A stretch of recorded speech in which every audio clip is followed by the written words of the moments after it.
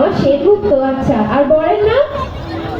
হ্যাঁ, এই তোর খুব কাছে, এই তো নিচে। আর হ্যাঁ দিদি, আজকে আমি পড়াশোনা জানি না বলে, আমি অনাথ বলে, আমার কোনো পরিবার নেই বলে, আমার নিজের কেউ নেই বলে তুমি আমাকে এত অপমান করছো, এত ছোট করছো।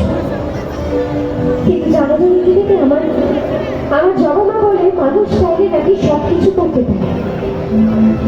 দেখো আমার,